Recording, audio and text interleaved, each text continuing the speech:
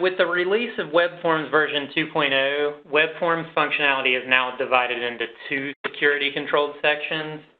So if I expand Webforms now, you actually have both a Webforms builder and Webforms data section. To ensure that you actually have access to that or the particular role needs access to that, go to Configure, Security, Configure Roles. Select the role that needs access, Desktop Security, and if we scroll to the bottom, you will see the two new control points, Webforms Data and Webforms Builder. So just make sure you've got a check mark next to both of those. Hit Save. The other thing you may need to check is the menu settings. So just ensure that you have access by dragging that over to the active area.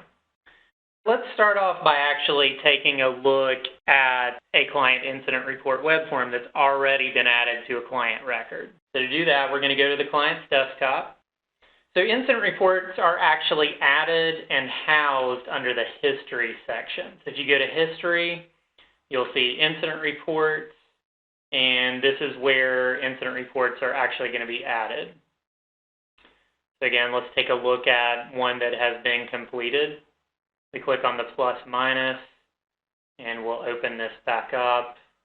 And you'll just see a basic example, a basic incident report. Now let's take a closer look at how to build a client incident report web form. So to do that, we actually go to the Webforms Builder. Again, it's divided into two sections now, the Webforms Data, which we'll talk about a little at the end, and the Webforms Builder. So to begin that process, click on Create Web Form Template, and we can start to build our web form from here.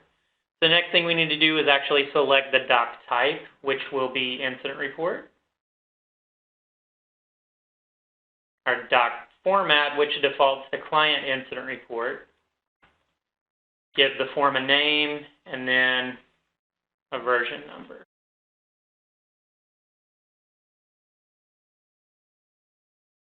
So you can see if I back out of that, it's actually going to go ahead and populate all of my web forms that I have built in the Web Form Builder. I've actually set up a view, so you can do this as well, and I've actually defaulted that to Incident Report. A couple of other things, just kind of keep in mind, you do have these filters on the left-hand side. You can filter by name, by doc type, format, and we have this new drop-down by status for published, rough draft, and any inactive forms. Let's go ahead and open up that form that I've started, the incident report. You'll notice now that we have three tabs. We have the form definition. So that's really kind of where you're building the form. And then we also have the header tab and we have a footer tab. So for example, if you need a version and date of creation for a particular form to populate to all pages of a form, the footer tab would allow for that. So to demo that, we can actually just go ahead and select footer definition. We'll drag a label, and we can label this version 3. We can even give a date of creation. And that will show up now on any page in the web form. So we'll go back to our form definition tab to actually start creating the form.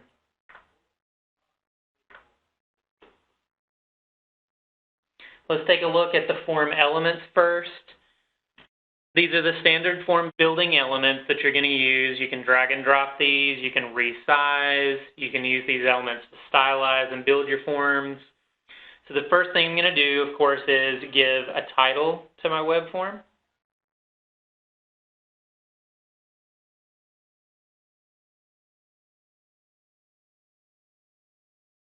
Let's give some separation with a horizontal line. And of course, you can pull in any of these other form elements to start building your form. And there are a couple of these that I will pull in at the end. So for now, let's go ahead and move on to entities.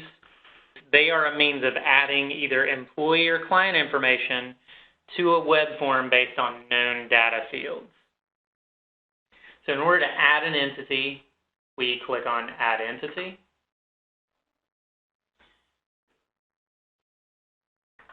We have to name the entity. Typically, this is going to be either based on the employee or based on a client designator.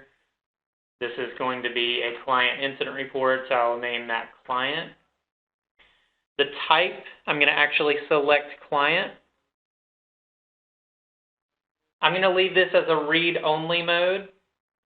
I'm going to select autofill based on the active entity, so that will pull in any information based on the active client record.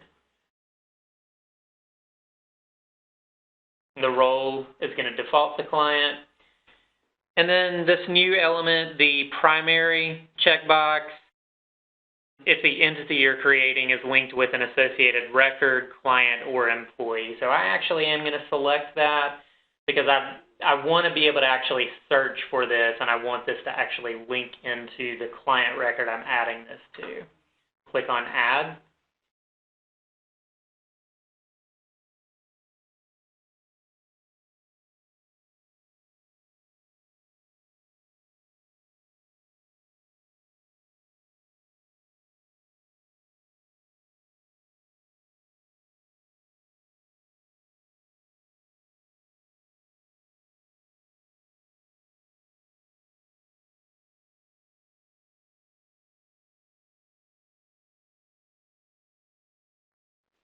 So the next field type that we're going to talk about are called sub-entities.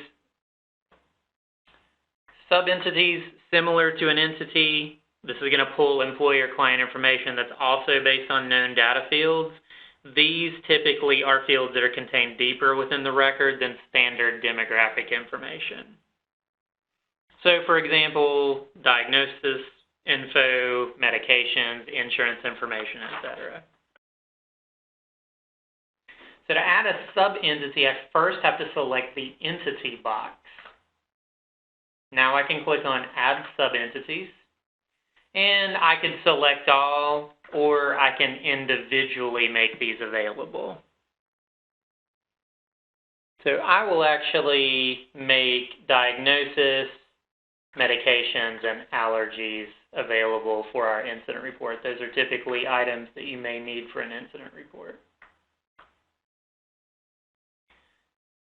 So now if I expand these, you will actually now see those elements available. You'll see the diagnosis grid, medication grid, and the allergy grid. So just like with the entities, just like with form elements, I can drag these elements over to my form and just continue building. So I'm going to drag that diagnosis info.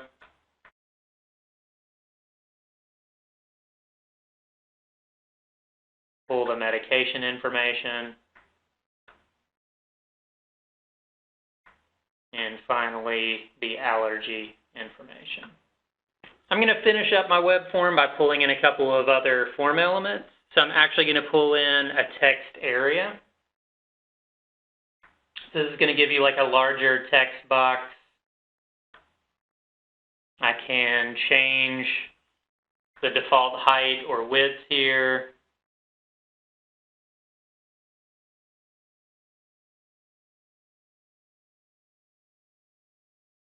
I can give some information on the field label. And we can give some style elements here as well.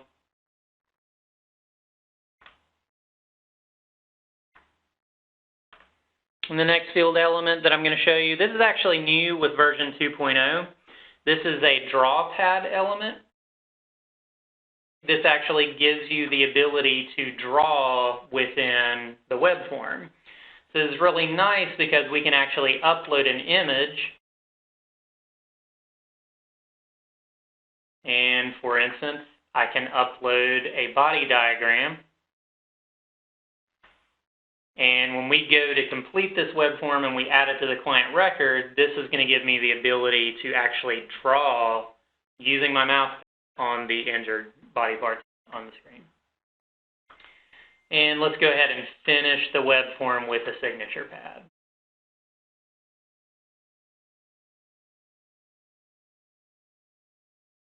And again, if I click out of this, you can see this is currently in rough draft mode. So when I'm ready to use this web form, I will save and publish. So let's go ahead and do that. Now with that web form saved and published, we're ready to add to a client record. Before we can actually add an incident report, there's a little bit of configuration that you've got to do. We actually have to set up what are called incident type and severities. So to do that, you'll actually need to go back down to configure. So first, let's take a look at the incident types. So to do that, we go to configure, list configuration, clients, incident types. And you can see I actually have a couple of incident types already added here. So these are just the basics from most incident reports, and if you needed to add another, you can simply do that by clicking on Add Incident Type.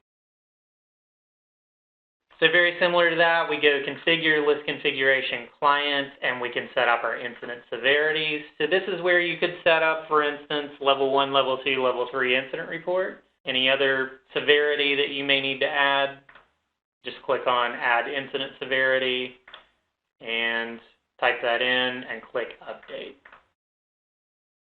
You will also want to ensure that you have access to the new Incident Report tab within the client record. So to do that, we actually go to Configure Security, Configure Roles, select the role that needs access, Desktop Security, Clients, and again, that's under the History section, and it's the last checkbox here, Incident Reports. So with all of that configuration done, we're ready to add the incident report to the client record. Open the client record, navigate to History, again, Incident Reports, and we click on Add. So now we have to actually define this incident by severity, by type. We're going to give a date, and if you want to enter a description, you can do that as well. So for this example, we're going to say Level 1 incident. This is type injury. Let's say this occurred yesterday evening.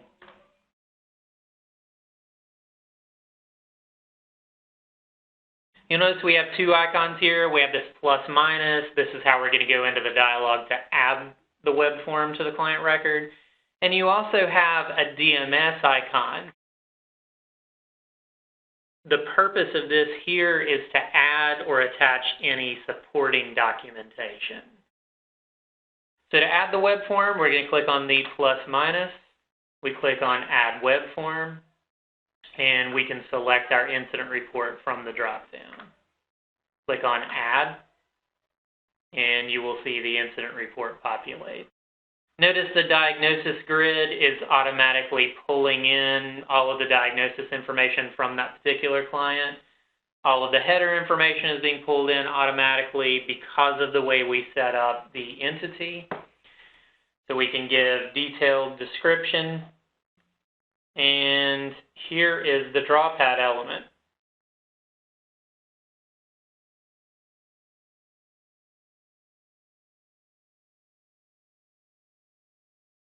And when I'm done with this form, I'm ready to sign. I can now save.